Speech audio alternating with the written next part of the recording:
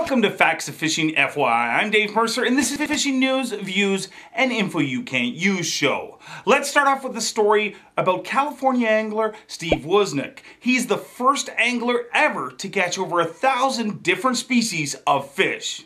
Steve has spent over 20,000 hours fishing all over the world to catch his 1,000 fish that range from a tiny little minnow to a 900-pound shark. Proving that anglers are never satisfied, after catching his 1,000 species, Steve quickly stated that there's still 31,400 species he hasn't caught.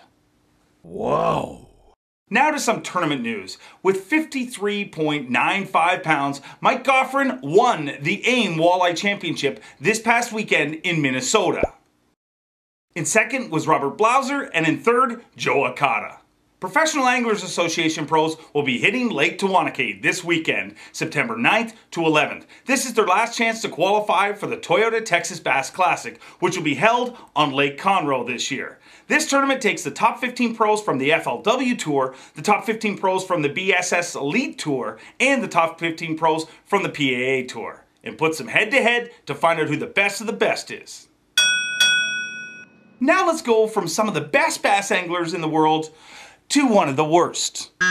Bass tournament cheater Cedric Jerome Perry was arrested this past week in Dixie County, Florida, and charged with fraud and grand theft for cheating in a bass tournament. Basically what he was doing was catching big fish on another lake, putting them in an aerated cooler that he kept in his truck, and right before he weighed in, he grabbed those big fish from the other lake, claimed he caught them on this lake, weighed them in, and swindle everyone out of their hard-earned entry fees. But here's the kicker. Cedric the Cheater obviously isn't the sharpest knife in the drawer, because during the month-long investigation, police noticed that Cedric didn't even have a fishing license. So they charged him with that too. Now, I don't know if it's the heat down there or what's going on, but here's another crazy story from Florida. Palm Beach resident Chris Hogan was walking along the beach when he discovered a dead 7-foot whale beached on the beach. So what did he do? He pulled out his fillet knife and cut off a 2-foot section, tail and all, for dinner. Unfortunately for Mr. Hogan, collecting whale parts, alive or dead, is illegal in the state of Florida. And after being busted, he stated, "I apologize to the state of Florida. I did not know it was illegal."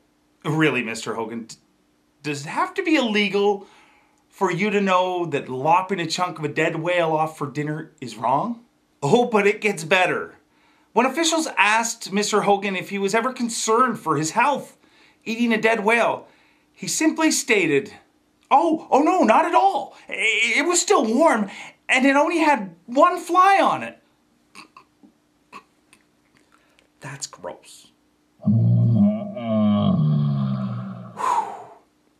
And finally, this past week, harbor masters, police, and firefighters all responded to a mayday call about a giant shark sighting close to shore in Somerset, Massachusetts. After spending several hours staring at the mighty beast, one brave boater approached the beast and ripped it out of the water.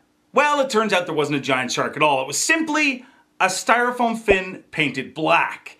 While officials are still searching for the pranksters that pulled this off and wasted their time, I think they're chasing the wrong lead.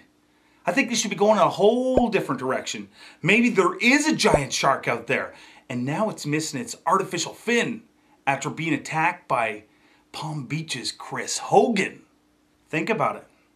It makes sense, doesn't it?